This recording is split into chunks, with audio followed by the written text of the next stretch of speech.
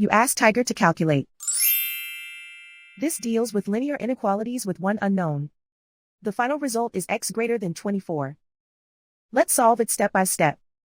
Isolate the x. Multiply both sides by 3.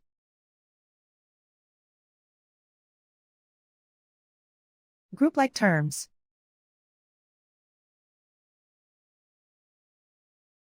Multiply the coefficients.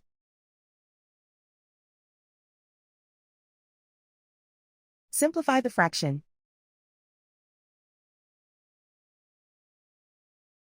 Simplify the arithmetic.